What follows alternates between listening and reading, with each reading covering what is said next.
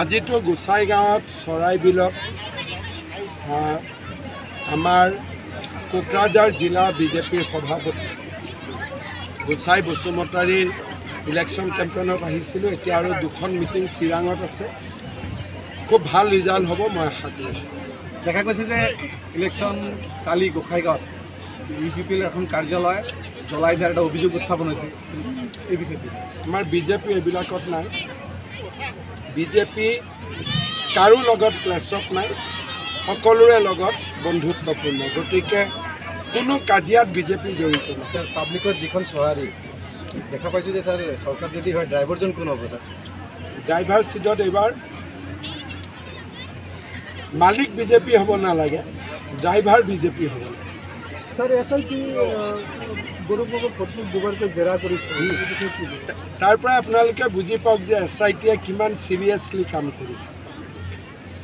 অকল তেওঁৰ পত্নীকে নহয়, টোটেল আমি 38 মানুহক জেৰা কৰিছোঁ। গতিকে ৰিপৰ্টটো যেতিয়া আহিব আপোনালোকে লিষ্টত পাই যাব কাক কাক আমি জেৰা কৰিছোঁ। গৌৰৱগগৈয়ে কৈছে এইটো ফ্লপ শ্বট পৰিণত হৈছে।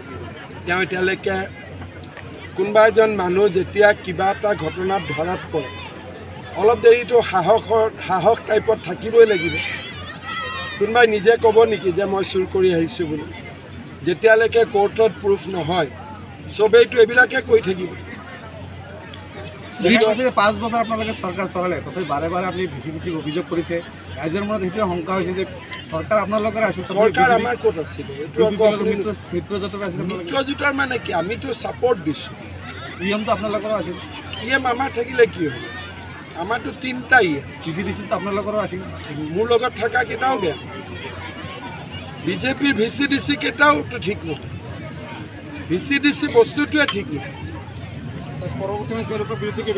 ব্যৱস্থা ল'ব নালাগে, ভাঙি দিলে হ'ল, ইলেকশ্যন পাতিলে হ'ল। BTCত বিজেপি কেইখন আসন পাব এইবাৰ? এতিয়াতো দেখিলে চব পাই যাম যেন লাগে, কিন্তু ইলেকশ্যনটোতো বেলেগ। পাব্লিকৰ ছাপৰ্ট দেখিলে এনেকুৱা লাগে চব জিকিলে, কিন্তু বেলেগ লিডাৰতো মই মিটিং দেখা নাই।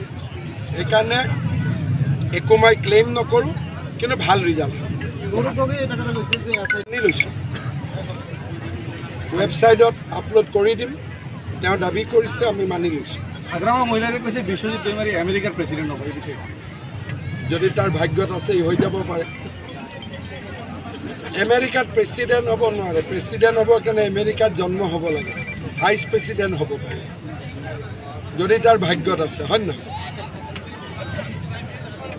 হ'ব।